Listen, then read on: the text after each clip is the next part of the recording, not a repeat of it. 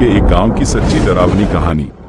नमस्ते दोस्तों, मैं मिस्टर रेड और आज मैं आपके लिए उड़ीसा के एक छोटे से गांव में एक परिवार के साथ घटी एक सच्ची, डरावनी और भूतिया कहानी लेकर आया हूं। ये कहानी मुझे मेरे दोस्त ने बताई थी, जिसे उनके किसी रिश्तेदार ने सुनाया था, जो उनके गांव में ही हुई थी। तो चलिए बिना किसी देरी के सुनते हैं कि उस परिवार के साथ क्या हुआ था। ये बात आज से 12 साल पहले की है। एक गांव से थोड़ा बाहरी इलाके में एक परिवार रहता था। उस परिवार में 5 सदस्य थे। रमेश जी, उनकी पत्नी और उनके 3 बच्चे। बड़े बेटे की उम्र 11 साल, छोटे बेटे की 9 साल और सबसे छोटे बेटे की 6 साल थी। रमेश जी हमेशा बीमार रहते थे और जैसे तैसे अपना परिवार चला रहे थे। हर दिन की तरह एक दिन रात का समय था। अचानक रमेश जी की तबीयत ज्यादा बिगड़ गई, जिसके कारण उनकी मृत्यु हो गई। पूरे घर में मातम छा गया। रात का समय था और एक अकेली औरत और 3 बच्चे। वे क्या कर सकते थे?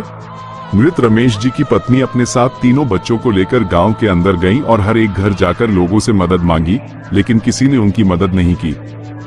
रमेश जी की पत्नी निराश होकर वापस अपने घर लौट आईं। रात भी बहुत हो चुकी थी। रमेश जी की पत्नी अपने बच्चों को लेकर जिस कमरे में रमेश जी का मृत शरीर था, उसके बगल वाले कमरे में चली गई और बच्चों को सुलाकर खुद भी थोड़ी सो गई। सोते हुए कुछ 2 या 3 मिनट ही हुए होंगे कि अचानक घर का दरवाजा किसी ने खटखटाया।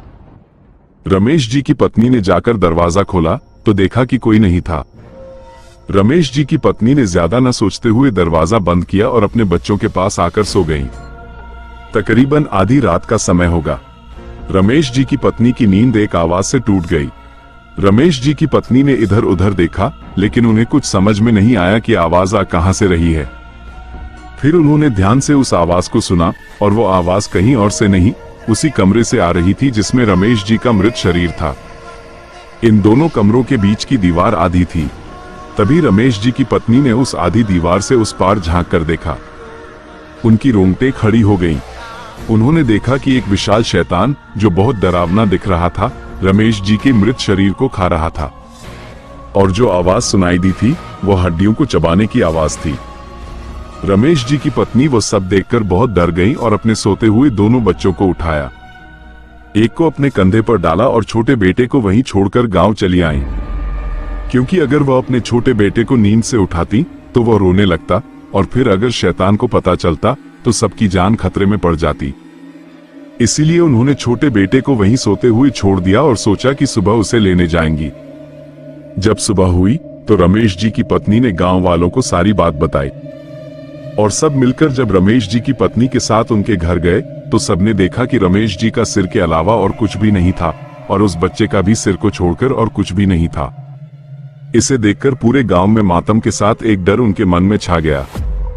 दोस्तों, उम्मीद करता हूं कि आप लोगों को आज की कहानी पसंद आई होगी। दोस्तों, अगर आपके पास भी ऐसी कोई कहानी है तो आप मुझे मेरे इंस्टाग्राम पर लिखकर भेज सकते हैं। इसकी लिंक नीचे डिस्क्रिप्शन में है।